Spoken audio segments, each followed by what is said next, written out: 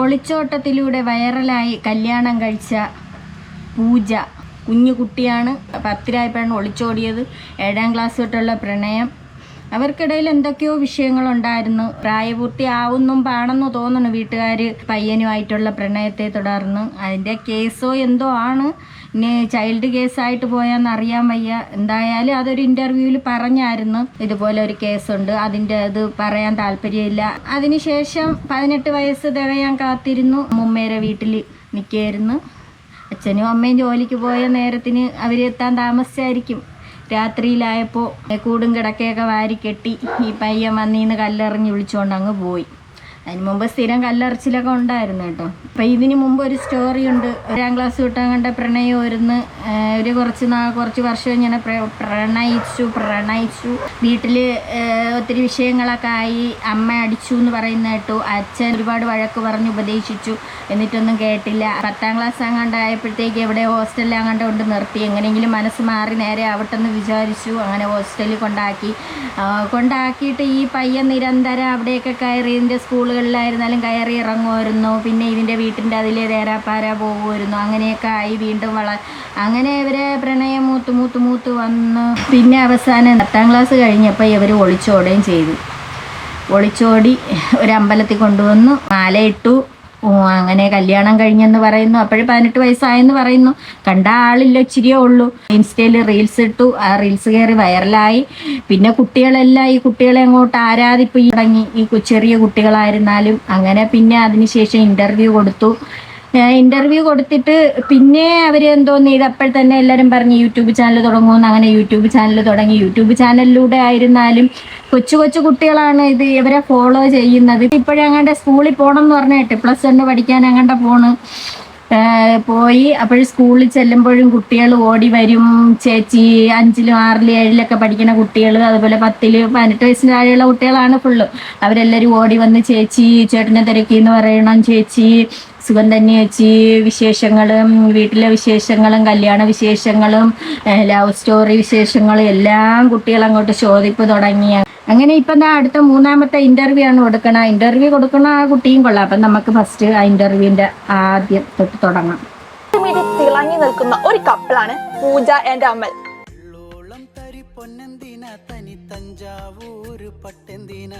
പുതിയ അച്ഛനും അമ്മേനും ചേട്ടനൊക്കെ ഇട്ടിട്ട് എങ്ങനെയുണ്ട്? അടിപൊളിയാണ്. ഞങ്ങളെല്ലാം ഒരേ വൈബാ. ഏതാ മൂഡ്? ചിൽ മൂഡ്. എടാ പൂജ സ്കൂളിൽ പോകുന്നുണ്ട്, നീ എവിടെയാടാ പോകുന്നത്? ജോലിക്ക് പോകുന്നില്ല. ജോലി ഇല്ലാത്ത സമയത്താണ് ഞാൻ എടുക്കുന്നത്. എന്താണ് കാണിക്കാത്തത്? പൂജ സ്കൂളിൽ പഠിക്കാനും പോകും. കൊച്ചിന് ജോലിയൊന്നും ഇല്ല, അമലിന് ജോലിയൊന്നും ഇല്ല. അമൽ അങ്ങനെ അവിടെ ഇരിക്കും. പൂജ പറഞ്ഞവരെ ഇരിക്കും എന്നാണ് പറയണത്. ജോലിയൊന്നുമില്ല. വീടൊക്കെ കിടക്കണ കോലം കണ്ട മനുഷ്യക്കോലോണെന്നൊന്നും പറയില്ല. ആ കണക്കിനാണ് ആ വീടും പരിസരവും ഒക്കെ കിടക്കണത്. അല്ല കാണിക്കാതെ ഇപ്പൊ ജോലി കുറവാ. ഇങ്ങനൊക്കെ സംസാരിക്കുന്നു. പിന്നെ പൂജ സ്കൂളിൽ പോകുന്നത് കാണിക്കുന്നുണ്ട്, നിങ്ങൾ അടുക്കുകയും ജോലി ചെയ്ത് കാണിക്കുന്നുണ്ട്. അമ്മല് ജോലിക്ക് ഉറപ്പായിട്ടിടും. പിന്നെ +1 റിസൾട്ട് വന്നു എന്ന് പറഞ്ഞിട്ട് ഒരു വീഡിയോ ഇട്ടിട്ടുണ്ടായിരുന്നു. +1 റിസൾട്ട് വന്ന റിസൾട്ട് ഒന്നും പറയണ്ട ഗൈസ്. ഇവിടെ ഭയങ്കര മഴ. നമുക്ക് ഇവിടെ നിന്ന് മാറ്റാം. കാണാറുണ്ടോ ആരെയെങ്കിലൊക്കെ? ഒരു വട്ടം ചേട്ടനെ ഒരു വട്ടം കണ്ടായിരുന്നു. സംസാരിച്ചു വന്നിട്ട്? അതെന്താ? ചേട്ടനോട് സംസാരിച്ചിട്ട് ഞാനും ചേട്ടനോട്. ദൂരെ നിന്ന് കണ്ടയാണോ അതോ? അല്ല, എന്റെ അടുത്തൂടെ പോയി. എന്നിട്ടൊന്നും മിണ്ടിയില്ലേ? അവ അടുത്തൂടെ ഇങ്ങനെ പോയി, ഞാൻ എന്റെ അടുത്തോട്ട് ഇങ്ങനെ പോയി. പൂജയുടെ ചേട്ടൻ്റെ കാര്യമാണ് പറയുന്നത്. ചേട്ടനെന്ന് പറഞ്ഞാൽ സഹോദരൻ. ഒരാണും ഒരു പെണ്ണും അങ്ങാണ്ടേ ഉള്ളു. ആ പെണ്ണാണ് ഇങ്ങനെ ഒളിച്ചോടിയിരിക്കുന്നത്. അപ്പോൾ ഈ സഹോദരൻ ഇങ്ങനെ കണ്ടെന്ന് പറയുന്നുണ്ട്. ആ കൂടെ ഇരിക്കുന്ന അവനും കണ്ടെന്ന് പറയുന്നു. അവരെ മുമ്പ് കൂടെയാണ് ഇങ്ങനെ നടന്നു പോയത്. അപ്പം മിണ്ടിയാന്നാണ് ആങ്കർ ചോദിക്കുന്നത്. പക്ഷേ എങ്ങനെ മിണ്ടും? ഇൻ്റർവ്യൂ എടുക്കണവർ ചോദിക്കുന്നത് മിണ്ടിയാ എങ്ങനെ മിണ്ടും? ഈ ഇത്ര പഠിക്കാൻ 10ാം ക്ലാസ്സിൽ പഠിച്ചുകൊണ്ടിരിക്കുമ്പോൾ ഒളിച്ചോടി എന്ന് പറയണ ആ ഒരു പെൺകുട്ടിയുടെ അടുത്ത് എങ്ങനെ മിണ്ടും? അവർ ഒരുപാട് സ്വപ്നങ്ങളോട് കൂടിയല്ലേ വളർത്തിയത് ആ വീട്ടുകാർ. ആ അമ്മയും അച്ഛനെയും ധിക്കരിച്ചല്ലേ ഇറങ്ങി ഓടിയത്.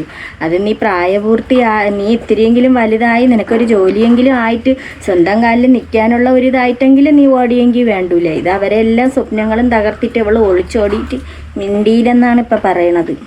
+1 റിസൾട്ട് വന്നു എന്ന് പറഞ്ഞിട്ട് ഒരു വീഡിയോ ഇട്ടിട്ടുണ്ടായിരുന്നു. പക്ഷെ എല്ലാരും പറയുന്നു +1 റിസൾട്ട് വന്നെങ്കിൽ അത് എന്തുകൊണ്ട് കാണിക്കുന്നില്ല, എത്രയാണ് മാർക്ക്, എത്ര A+ ഉണ്ട്, അങ്ങനെയാണ് ഇങ്ങനെയാണ് എന്നൊക്കെ പറയുന്നുണ്ട്. എന്താ കാണിക്കാന് +1 റിസൾട്ട്? ഞങ്ങൾ +1 റിസൾട്ട് എന്തോന്ന് പാസ്സായി, ഫുൾ A+. പിന്നെ അതിൽ മാർക്ക് ഇപ്പൊ പറയണമെന്ന് തോന്നുന്നു A+ അങ്ങണ്ട ഒരു A+ അങ്ങണ്ട ഉണ്ടെന്ന് ഇങ്ങനെ പറയണായിട്ട്. അതെന്തിനാവട്ടെ, പാസ്സായി എന്ന് പറഞ്ഞു. പക്ഷെ ഇന്ന് ധൈര്യം ഉണ്ടെങ്കിൽ നിങ്ങൾ മാർക്ക് കാണിക്ക് എന്നൊക്കെയാണ് പറയുന്നത്. എങ്ങനെയുണ്ട് മാർക്ക്? നല്ല മാർക്കുണ്ട്. മാർക്ക് എത്രയാണെന്ന് പറയാനോ ഞാൻ പറഞ്ഞത്. എല്ലാത്തിനും മാർക്ക് പറയണോ? അങ്ങനെ അതാണ് എല്ലാവർക്കും അറിയണ്ടത്. എല്ലാരും ഇങ്ങനെ ചോദിക്കുന്നത് എത്ര മാർക്ക് അങ്ങനെ ചോദിക്കുന്നത്. ധൈര്യം ഉണ്ടെങ്കിൽ നിങ്ങൾ ആ മാർക്ക് ലിസ്റ്റ് ഒന്ന് കാണിക്ക്. ഇങ്ങനെയൊക്കെ കമന്റ് ബോക്സിൽ പറയുന്നത് നിങ്ങൾ കള്ളം പറയാന്നുള്ള രീതിയിലാണ് പറയുന്നത്. കള്ളം പറയാനല്ല, എല്ലാം ഡബിൾ പാസ് ആയിട്ടുണ്ട്. A+ എനിക്ക് ഒരു A+ ഉള്ളൂ, ബാക്കിയെല്ലാം ഡബിൾ പാസ് ആയിട്ടുണ്ട്. അതിന് പഠിക്കാൻ പോയെങ്കിലല്ലേ മാർക്ക് കിട്ടുള്ളൂ. പഠിക്കാനല്ലല്ലോ പോയത്. അത് പഠിക്കാൻ പോണ സ്ഥലത്ത് വരെ, പഠിക്കാൻ പോണ സ്കൂളിൽ വരെ ഇവൻ റൗണ്ട് അടിച്ച് ചെല്ലുമായിരുന്നു എപ്പോഴും. അങ്ങനെ ആ പെൺകുട്ടിക്ക് പഠിക്കാൻ പറ്റിയില്ല. അങ്ങനെയല്ലേ അവിടെ നിന്ന് സ്ഥലം മാറ്റി ഹോസ്റ്റലിലാക്കി വെക്കുക. അപ്പോഴും ഹോസ്റ്റലിൽ നിന്ന് ഓടിഞ്ഞ് വീട്ടിൽ വന്നിട്ടാണ് ഇവൻ്റെ കൂടെ ഇറങ്ങിപ്പോയത്. നമ്മളെ കൊണ്ട് പറ്റൂല, നമുക്ക് മുട്ടി നിന്നത് കൊണ്ടാണ് പോയത്. 2-3 ഇൻ്റർവ്യൂ കൊടുത്തായിരുന്നു. മക്കളെ നിങ്ങളെല്ലാവരും സൂക്ഷിക്കണേ, അമ്മമാരെ എല്ലാവരും ശ്രദ്ധിച്ചോളണം. ഈ കുട്ടികളെ ഫോളോ ചെയ്യാൻ സമ്മതിക്കരുത്. അവരെ യൂട്യൂബിൽ കൂടുതൽ ഇവരെ ചാനലിൽ വരുന്നത് ഈ കൊച്ചു കുട്ടികളാണ്. 5 ക്ലാസ് തൊട്ടൊക്കെ പഠിക്കുന്ന കുട്ടികളായിരിക്കും. എന്തായാലും 10-15 വയസ്സിന് താഴെയൊക്കെ ഉള്ള പിള്ളേരാണ് ഫുള്ളും ഇവരെ ഇതിൽ കയറി. അവർ തന്നെ ഈ ഇൻ്റർവ്യൂവിലൊക്കെ പറയുന്നുണ്ട് കൊച്ചു കുട്ടികളാണ് എന്നൊക്കെ ഉള്ള ഒരു ഇതൊക്കെ വരുന്നുണ്ട്. എല്ലാം B+ ഇപ്പൊ പുതിയ സ്കൂളിൽ പോവാൻ തുടങ്ങിയല്ലേ? പുതിയ സ്കൂളിലായി. എങ്ങനെയുണ്ട് പുതിയ സ്കൂളിലൊക്കെ പോയിട്ട് ലൈഫ്? പുതിയ സ്കൂളിൽ പ്രത്യേകിച്ച് കുഴപ്പമില്ല, കൊള്ളാം. ഫ്രണ്ട്സൊക്കെ ആയി, സൂപ്പർ ആയിട്ട്. ഫ്രണ്ട്സൊക്കെ ഈ വീഡിയോന്റെ കാര്യമൊക്കെ സംസാരിക്കാറുണ്ടോ? എല്ലാരും വീഡിയോസ് ഒക്കെ കാണും. ടീച്ചേഴ്സൊക്കെ പിന്നെന്തോന്നണം, ഫ്രണ്ട്സ് എല്ലാവരും കുട്ടിയുടെ വീഡിയോ കാണും. ആ കുട്ടിയുടെ ലൈഫിനെ കുറിച്ച് ചോദിക്കും, അവരുടെ വീട്ടിലെ കാര്യങ്ങളെ കുറിച്ച് ചോദിക്കും. എല്ലാം കൂട്ടുകാരികളെല്ലാം ചോദിക്കാറുണ്ട് എന്നൊക്കെയാണ് പറയണത്. ബാക്കി കേൾക്കാം. ഇതിനെപ്പറ്റി എന്നോട് സംസാരിക്കില്ല. പേഴ്സണൽ ആയിട്ടുള്ള കാര്യങ്ങളൊന്നും ആരും സംസാരിക്കുന്നില്ല. ഞാൻ ചെല്ലുന്നു, പഠിക്കുന്നു, പോരുന്നു, അത്രേ. ഓക്കെ. അങ്ങനെ അല്ലാതെ ഈ വീഡിയോന്റെ കാര്യം സംസാരിക്കില്ല? ഫ്രണ്ട്സ് ആയിട്ട് അങ്ങനെ എന്തെങ്കിലും ഉണ്ടോ? ഇല്ല. അവരിങ്ങനെ കണ്ടെന്നൊക്കെ പറയാം, വീഡിയോസ് കണ്ട് അങ്ങനെയൊക്കെ പറയാം. സപ്പോർട്ട് ഉണ്ട് എല്ലാവരുടെ ഭാഗത്തുനിന്നും ഫ്രണ്ട്സിന്റെ. അവരിങ്ങനെ അധികമായിട്ട് നമ്മുടെ പേഴ്സണൽ കാര്യത്തിൽ അങ്ങനെ ചോദിക്കാൻ എടുക്കത്തൊന്നുമില്ല. അല്ലാതെ ഇങ്ങനെ വീഡിയോസിനെ പറ്റിയൊക്കെ ചോദിക്കും. വീഡിയോസ് ഇടുമ്പോ ഇങ്ങനെ കണ്ടെന്നൊക്കെ വന്ന് പറയും, ഒക്കെ ഉള്ളു. ഓക്കെ. പിന്നെ കൂടുതൽ നിങ്ങൾക്ക് വരുന്ന നെഗറ്റീവ് കമന്റ്സ് ആണ്. ഒരു ഭൂരിപക്ഷം കമന്റ്സ് നമ്മൾ കാണുന്നത് നെഗറ്റീവ് കമന്റ്സ് ആണ്. പറയുന്നത് ഇപ്പൊ ലൈഫ് നിങ്ങൾ തുടങ്ങിയിട്ടുള്ളൂ, എന്തിനാ ഇങ്ങനെ ചെയ്ത്. ആ അച്ഛനും അമ്മയും നിങ്ങൾ ഹാപ്പിയാന്ന് പറയുന്നുണ്ടെങ്കിലും അവരുടെ മനസ്സിൽ അങ്ങനെ കാണില്ല. പൂജയുടെ പാരൻസിന്റെ കാര്യവും പറയുന്നത്, പൂജ ഫാമിലിനെ വിട്ടുവന്നത് വലിയൊരു തെറ്റാണ്. ഈ അമ്മമാരൊക്കെ വന്നിട്ട് കമന്റ് ചെയ്യുന്ന പോലെ എനിക്ക് തോന്നി. മോനെ നീ എന്തിനാ ഇപ്പൊ തന്നെ പോയത്? സ്വന്തം മക്കളുടെ ലൈഫിലുണ്ടായ പോലെ അവർ സംസാരിക്കുന്ന പോലെ എനിക്ക് തോന്നി. സ്വന്തം അച്ഛനെയും അമ്മേനും വിട്ട് കളഞ്ഞിട്ട് ഇപ്പൊ പോയത് പിന്നെ ഒരു നാൾ നിങ്ങൾക്ക് മനസ്സിലാവും എന്ന രീതിയിലൊക്കെയാണ് പറയുന്നത്. അപ്പൊ അതിനോടൊക്കെ ഉള്ള റിയാക്ഷൻ എന്താ? ഞങ്ങൾക്ക് എല്ലാവർക്കും പുറത്തുനിന്ന് കാണുമ്പം എല്ലാവർക്കും ആ ഒരു ഇത് കാണും. പക്ഷെ ഞങ്ങളിപ്പോ പെട്ടെന്ന് എനിക്ക് 18 വയസ്സായപ്പോ ഞാൻ ചാടിപ്പോയി, അങ്ങനെയൊക്കെ. 18 വയസ്സാവുന്ന മുമ്പ് ചാടിപ്പോവാൻ ഇരുന്നതാണ്. അപ്പം എന്തോ പ്രശ്നങ്ങളൊക്കെ ആയി, എന്തോ കുഴപ്പം അവിടെ ഉണ്ടായി. അതിനുശേഷം എങ്ങനെയൊക്കെ പിടിച്ചകത്തൊക്കെ ഇട്ടിരുന്നതാണ്. പിന്നെ എങ്ങനെയെങ്കിലും 18 വയസ്സ് പൂർത്തിയാവാൻ ഇവർ രണ്ടുപേരും കൂടെ കാത്തിരുന്നു. അങ്ങനെ ചാടിപ്പോയതാണ്. അവനിപ്പോൾ എന്തോന്നറിയണം, അവന് ഒരു കുഴപ്പവും ഇല്ല. അവനൊരു പെൺകുട്ടിയെ കിട്ടി, ആ പെൺകുട്ടിയിൽ നിന്ന് അവൻ മുതലെടുക്കാൻ തുടങ്ങി. ഇപ്പം യൂട്യൂബ് ചാനൽ തുടങ്ങി. പിന്നെ ആ കുട്ടിയെ വെച്ചിട്ട് ഓരോ അഭിപ്രായങ്ങളെല്ലാം കാണിക്കുന്നു. എന്തിനാണ്? അവന് വ്യൂസിന് വേണ്ടിയിട്ടാണ് ഈ കാണിക്കുന്നത്. ഇതെല്ലാം കണ്ടുകൊണ്ട് ആ കുട്ടിയുടെ അച്ഛനും അമ്മയും സഹോദരനും ഒക്കെ അവിടെ ഇരിപ്പുണ്ട്. അതുപോലെ പറയുന്നുണ്ട്, ഈ നാട്ടുകാരായിരുന്നാലും ഈ കുട്ടി സ്കൂളിലൊക്കെ പോകുന്ന സമയത്ത് ആയിരുന്നാലും എവള് മാസ്ക് വെച്ചുകൊണ്ടാണ് പോണത്. എന്തുകൊണ്ടാണ് മാസ്ക് വെക്കുന്നത്? നാണക്കേട് കൊണ്ടാണ് മാസ്ക് വെക്കുന്നത്. അത് അയൽവക്കക്കാരൊക്കെ കണ്ടിട്ട് ഇതോ പോണു എന്ന് പറഞ്ഞ് ബാക്കിയുള്ളവരെയൊക്കെ ചൂണ്ടി കാണിക്കും. അതെത്രയൊക്കെ ആയാലും കാണിക്കും, ഒരു കൊച്ചു കുട്ടിയല്ലേ, അതുകൊണ്ട് കാണിക്കും. അതിൽ കുറ്റം പറഞ്ഞിട്ട് കാര്യമില്ല.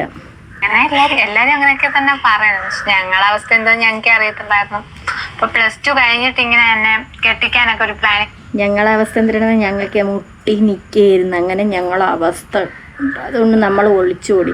+2 കഴിഞ്ഞിട്ട് കെട്ടിക്കായിരുന്നേണെന്ന്. അത് പിന്നെ ഈ 8ാം ക്ലാസ് തൊട്ട് തുടങ്ങിയ പ്രേമം ആയതുകൊണ്ട് അമ്മയ്ക്കും അച്ഛനും പേടിയായി. അതുകൊണ്ട് കുറച്ച് ദിവസമൊക്കെ അടച്ചിടുകയൊക്കെ ചെയ്ത് റൂമിനകത്തൊക്കെ ഇട്ട് മൊബൈലൊക്കെ തല്ലിപ്പൊട്ടിച്ചെന്നോ അങ്ങനെയൊക്കെ പറയുന്നതായിട്ട്. പിന്നെ അച്ഛൻ ഒരുപാട് ഉപദേശിച്ചു, എന്നിട്ട് ഹോസ്റ്റലിൽ കൊണ്ടാക്കി. ഇതൊന്നും നടന്നില്ല. അങ്ങനെ അതിൻ്റെ പേരിൽ പിന്നെ കെട്ടിക്കാമെന്ന് വിചാരിച്ചിട്ടുണ്ട് ചിലപ്പോൾ. അതിനു മുമ്പ് കെട്ടിക്കുമെന്നും പറഞ്ഞുകൊണ്ടാണ് ഒളിച്ചോടിയത്. ഉണ്ടായിരുന്നു. അപ്പം അവിടുത്തെ വെച്ചും പിന്നെ വീട്ടില് നല്ല സീനും കാര്യങ്ങളൊക്കെ ആയിരുന്നു. എനിക്ക് വരാൻ തോന്നി. പിന്നെ വന്നു കഴിഞ്ഞാലും മുന്നോട്ട് പഠിപ്പിക്കും, എൻ്റെ കാര്യങ്ങളൊക്കെ നടക്കുമെന്ന് എനിക്ക് അറിയാം. എന്നിട്ട് ഭയങ്കര മെച്യൂരിറ്റി ഉണ്ട് കേട്ടോ. നല്ല പ്രായം ചെന്നവർ സംസാരിക്കും കണക്കാണ്. ആ വായുനാക്കും ഉണ്ടല്ലോ. കൊച്ചു കുട്ടികളായി ഈ പ്രായത്തിലുള്ള ഇതൊന്നും അല്ല ഈ കാണിക്കണത്. കെട്ടിക്കും, പഠിപ്പിക്കും. അതൊരു തെറ്റാണ് പഠിപ്പിക്കണത്. പിന്നെ എനിക്ക് അങ്ങനെ കമന്റ്സ് വരുന്നുണ്ട്, അവൻ നന്നായി നോക്കുന്നുണ്ടല്ലോ, പിന്നെ നിങ്ങൾക്കൊക്കെ എന്താ ഇത്ര പ്രശ്നം എന്നും ആൾക്കാർ സപ്പോർട്ട് ചെയ്തിട്ട് പറയുന്നുണ്ട്. പിന്നെ കൂടുതൽ നിങ്ങൾക്ക് കുഞ്ഞു പിള്ളേരാണ് ഫോളോവേഴ്സ് ഉള്ളതാണ് കമന്റ് വായിക്കുമ്പോൾ നമുക്ക് കൂടുതൽ മനസ്സിലാവുന്നത്. കൂടുതൽ നിങ്ങൾക്ക് ഫോളോവേഴ്സും പിന്നെ കമന്റ് ചെയ്യുന്ന ഈ കുഞ്ഞു പിള്ളേരാണ്. നിങ്ങൾ അവരെ ഇൻഫ്ലുവൻസ് ചെയ്യുന്നുണ്ട് എന്ന രീതിയിലും മെസ്സേജസ് വരുന്നുണ്ട്.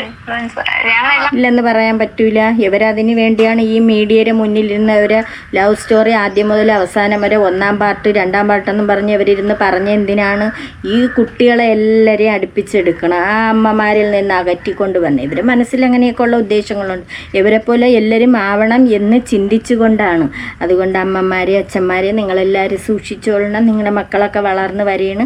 ഇവരെ ചാനലിലൂടെ ഇവർ ഒരേ കോപ്രായത്തരങ്ങൾ കാണിക്കും. അതുപോലെ ഇവർ ഇൻ്റർവ്യൂ കൊടുക്കണതിൻ്റെ കാര്യം തന്നെ ഇവർക്ക് വൈറലാവാൻ വേണ്ടി ഇവരെ വായി തോന്നണതാണ് വന്നിരുന്ന് വിളിച്ച് പറയണത്. ഇതിനെക്കുറിച്ച് റിയാക്ട് ചെയ്യണവരെയാണ് പിന്നെ പറയുന്നത്. റിയാക്ട് ചെയ്യാൻ അവർക്ക് അവകാശം ഉള്ളതിൻ്റെ പേരിൽ അവരെടുത്ത് വെച്ച് റിയാക്ട് ചെയ്യും. ഇവർ പറയുന്നുണ്ട് ആളുകളെടുത്ത് വെച്ച് റിയാക്ട് ചെയ്യുമെന്ന്. നിങ്ങൾ ഈ കാണിച്ച ആ പെൺകുട്ടിയുടെ അച്ഛനും അമ്മയും എന്ത് വേദനിക്കുന്നുണ്ടാവും. അല്ലെങ്കിൽ ഒരു മോൻ ഇങ്ങനെ വിളിച്ചുകൊണ്ട് വരുമ്പോൾ വീട്ടിലുള്ളവർ പറയണം അത് ശരിയായ കാര്യമല്ലടാ, അങ്ങോട്ട് ഒന്ന് ആക്ക്, അത് വേണ്ട. അല്ലെങ്കിൽ അവരെ അച്ഛനും അമ്മയും എന്ത് വേദനിക്കും എന്നെങ്കിലും ഒന്ന് വീട്ടിലിരിക്കുന്നവർക്കും പറഞ്ഞു കൊടുക്കാമല്ലോ. പൂജയ്ക്ക് 18 വയസ്സായിട്ടുള്ളൂ. അപ്പൊ ഈ ചെറുപ്രായത്തിൽ തന്നെ വേറൊരു വീട്ടിലേക്ക് കല്യാണം കഴിച്ചു പോയി. അമ്മേനെയും അച്ഛനും വിട്ട് കളഞ്ഞിട്ട് വേറെ വീട്ടിലേക്ക് പോയി. അപ്പോ ഇത് നിങ്ങൾ വേറെ ആൾക്ക് കൊടുക്കുന്ന ഒരു ഇൻഫ്ലുവൻസ് അല്ലേ എന്ന രീതിയിലാണ് പറയുന്ന ആൾക്കാർ മൊത്തം. ഞങ്ങൾ എല്ലാ വീഡിയോയ്ക്കകത്തും പറഞ്ഞിട്ടുണ്ട്, ഞങ്ങൾ ആർക്കും ഒരു ഇൻഫ്ലുവൻസ് കൊടുക്കുന്നില്ല. എല്ലാ വീഡിയോസിലും ഞങ്ങൾ പറഞ്ഞിട്ടുണ്ട്. ഞങ്ങൾ ആർക്കും കൊടുക്കുന്നില്ല. അത് ഓരോരുത്തരുടെ ഇഷ്ടം. അത് ഞങ്ങളുടെ ഇഷ്ടം ഇങ്ങനെ ചെയ്യുന്നത്. ഇവരെന്തൊക്കെയോ കോപ്രായത്തരങ്ങളാണ് ഇരുന്ന് പറയണത്. പറയാൻ തന്നെ മടിയുണ്ട്. ഇന്റർവ്യൂ കൊടുത്തെങ്കിലും അവരൊക്കെ ഒന്നും വരുന്നില്ല. പറയാൻ തന്നെ അവർക്ക് വാക്കുകൾ കിട്ടുന്നില്ല. ഇന്റർവ്യൂ എടുക്കണ നമ്മുടെ കൊച്ചു ചോദിക്കുന്നുണ്ട്, പൂജയുടെ വീട്ടിൽ ആരെങ്കിലും വിളിക്കാറുണ്ടോ, അമ്മയും അച്ഛനൊക്കെ വിളിക്കാറുണ്ടോ എന്നാണ്. അതിന്റെ റിപ്ലൈ പറയണമെന്ന് കാണാം. ഇപ്പൊ ബ്രദറും അനിയത്തിയൊക്കെ ഉണ്ട് തോന്നുന്നു അല്ലേ? ബ്രദറുണ്ട്. കാണാറുണ്ടോ ആരെയെങ്കിലൊക്കെ? കാണാറുണ്ടോന്ന് ചോദിച്ചാ ഒരു വട്ടം ചേട്ടനെ ഒരു വട്ടം കണ്ടായിരുന്നു. സംസാരിച്ചോ എന്നിട്ട്? അതെന്താ? ചേട്ടനോട് സംസാരിച്ചില്ല, ഞാനും ചേട്ടൻ ദൂരെ നിന്ന് കണ്ടയാണോ അതോ? അല്ല, എന്റെ അടുത്തൂടെ പോയി. എന്നിട്ടൊന്നും മിണ്ടിയില്ലേ? അവ അടുത്തൂടെ ഇങ്ങനെ പോയി, ഞാൻ അവന്റെ അടുത്തോട്ട് ഇങ്ങനെ പോയി. അവ ഒന്നും മിണ്ടാത്തോണ്ട് ഞാനൊന്നും മിണ്ടില്ല. ഓക്കെ. പൂജയ്ക്ക് വിഷമോ ഇല്ലേ അച്ഛനും അമ്മേനെയും കളഞ്ഞിട്ട് പോന്നേന്? അവര് മിണ്ടാത്തതിന് ഒരു വിഷമോ ഇല്ലേ? അഭിനയിക്കുവാണോ എന്നൊക്കെ ആൾക്കാർ പറയുന്നുണ്ട്. ഞാൻ അഭിനയിക്കുന്നില്ല, ഇതെന്റെ റിയൽ ആയിട്ടുള്ള സ്വഭാവമാണ്. കാണിക്കുന്നില്ല. ഇവിടെ അച്ഛനുണ്ട് അമ്മയുണ്ട്. അവരെന്റെ പൂജയുടെ അച്ഛനും അമ്മയെന്നും വിളിച്ചില്ലെങ്കില കണ്ടില്ലെങ്കില എന്ന് പറഞ്ഞെന്നും വിഷമമൊന്നുമില്ല. പൂജയുടെ ചേട്ടൻ അതുവഴി മുമ്പ് കൂടെ പോയിട്ട് മിണ്ടിയില്ലേന്ന് ചോദിച്ചപ്പോൾ മിണ്ടിയില്ലെന്നാണ്. എന്തിന് മിണ്ടണം, എങ്ങനെ മിണ്ടണം, അച്ഛനും അമ്മയും എങ്ങനെ വിളിക്കും? അവരെയും തള്ളിക്കളഞ്ഞിട്ട് ഓടിയതല്ലേ 8ാം ക്ലാസ്സിൽ 10ാം ക്ലാസ്സിൽ വെച്ച് ഇറങ്ങി ഓടിയതാണ്. അപ്പോൾ പിന്നെ എങ്ങനെയാണ് അമ്മയും അച്ഛനും വിളിക്കുകയും പറയുന്നത്? പരസ്പരം മുഖത്ത് അങ്ങോട്ടും ഇങ്ങോട്ടും നോക്കുന്നുണ്ട്. കുട്ടിക്ക് അവനൊരു പേടിയുള്ളതുപോലെ അവന് ഒരുമാതിരി അവളെ നോക്കുന്നുണ്ട്. രണ്ടുപേരിൽ പറഞ്ഞ് ഒപ്പിച്ച് വന്ന് ഇന്നത് പറയണം, മറന്നു പോയതുപോലെയൊക്കെ ഉള്ള തോന്നൽ ബാക്കി കാണും. എന്റെ വീട്ടിൽ അച്ഛനും അമ്മ എങ്ങനെ നോക്കുന്നു അതുപോലെ നോക്കുന്നുണ്ട്. പിന്നെ ചേട്ടനുണ്ട്. എല്ലാരുമായിട്ട് ഞാൻ സൂപ്പറായിട്ട് അങ്ങനെ പോകുന്നോണ്ട് എനിക്ക് ആ ഒരു വിഷമം തോന്നിയിട്ടില്ല ഇതുവരെ. അമ്മയും അച്ഛനും, പൂജയുടെ അമ്മയും അച്ഛനൊക്കെ വിളിക്കാറുണ്ടോ? എന്തെങ്കിലും നിങ്ങളുടെ വീഡിയോസ് ഒക്കെ കാണുന്നുണ്ടാവും എന്തായാലും. കാണുന്നുണ്ടായിരിക്കും. പിന്നെ ആരെങ്കിലും കാണുന്നില്ലെങ്കിൽ ആരെങ്കിലും പറഞ്ഞെങ്കിലും അറിയുന്നുണ്ടാവും. റിലേറ്റീവ്സ് ആയിട്ടും ഇല്ല, വീട്ടുകാരായിട്ടും ഇല്ല, ആരോട്ടും. ആദ്യം ആ ഉള്ള മാടം ഒന്ന് വൃത്തിയാക്കാൻ നോക്കണം. രാവിലെ എണീച്ച് പൂജ ഒരു കാര്യം ചെയ്യണം. പൂജ ആയാലും അവനായിരുന്നാലും ആ വീടും പരിസരമൊക്കെ വൃത്തിയാക്കി പാത്രങ്ങളൊക്കെ തേച്ച് കഴുകി വെച്ച് ആ ഉള്ള മാടം വൃത്തിയാക്കി ഇടാൻ പഠിക്കണം. അതാണ് ഒരു കുടുംബിനീരെ വേലയെന്ന് പറയുന്നത്. നിനക്ക് എല്ലാം സംസാരിക്കാനും എല്ലാം നല്ല കഴിവുണ്ടല്ലോ, വായ്ത്താളം അടിക്കാനും. ഒരുപാട് പേര് പറയാറുണ്ട് പൂജയും അമലും ചോട്ടും അവർ നല്ലതുപോലെ ജീവിക്കുകയല്ലേ എന്ന്. ഇനി ഒരു കാര്യം ചെയ്യണം, പൂജേര കുടുംബം വന്ന് ഇൻ്റർവ്യൂ കൊടുക്കണം. ഇവരിനി ഇങ്ങനെ ഇൻ്റർവ്യൂ കൊടുത്ത് മറ്റുള്ള പിള്ളേരെ വഴി തെറ്റിക്കുകയാണെങ്കിൽ എന്ത് ചെയ്യണം? പൂജേര അമ്മയും അച്ഛനും അങ്ങനെയുള്ളവരൊക്കെ ഇൻ്റർവ്യൂ കൊടുക്കണം. അല്ലെങ്കിൽ ഈ ഇൻ്റർവ്യൂ ഇങ്ങനെയുള്ളവരെ എന്തിന് ഇൻ്റർവ്യൂ എടുക്കണത്? എത്രയോ പാവങ്ങളുണ്ട്, വീടുകളില്ലാതെയും വഴിയോരങ്ങളിൽ കിടക്കണതും ഫുഡില്ലാതെയും സുഖമില്ലാത്ത എത്രയോ മനുഷ്യരുണ്ട്. അവരെയൊക്കെ കൊണ്ടുവച്ച് ഇൻ്റർവ്യൂ കൊടുത്തിട്ട് അവർക്ക് വല്ലതാ കൊടുക്കാത്തെന്തായിരുന്നു? അങ്ങനെയുള്ള ഈ വൈറലായി എന്ന് പറയണ മനുഷ്യരിങ്ങനെ ഒളിച്ചോടണവരെ എടുത്തിട്ട് ഇൻ്റർവ്യൂ എടുക്കുമ്പോഴേ ആ ഇൻ്റർവ്യൂ എടുക്കണ ചാനലിന് റീച്ച് കിട്ടുകയുള്ളൂ. അപ്പം നിങ്ങളെയൊക്കെ വേണം പറയാനുള്ളത്. ഈ ആ കുട്ടിയുടെ അമ്മയും അച്ഛനും ആ സഹോദരനൊക്കെ എന്ത് വേദനിക്കുന്നുണ്ടാവും. കൺമുന്നിലൂടെ പോയിട്ട് പോലും ഒരു വാക്ക് മിണ്ടിയില്ല. എങ്ങനെ മിണ്ടാൻ തോന്നും? ഇനി ഈ പൂജ ഒരു കാര്യം ഓർക്കുക, സുഖത്തിന് വേണ്ടി ഇറങ്ങി ഓടി, മുട്ടി നിന്ന് ഇറങ്ങി ഓടി. ഇപ്പോൾ ഒന്നും ആരും എന്ത് പറഞ്ഞാലും ഇപ്പം മനസ്സിലാവൂല. കുറേ നാൾ കഴിയണം ഇതിൻ്റെ ഫലം അറിയണമെങ്കിൽ. ഈ അമ്മയും അച്ഛനും വേദനിക്കുന്ന ആ വേദന ഉണ്ടല്ലോ, അവർക്കുണ്ടായ നാണക്കേട്.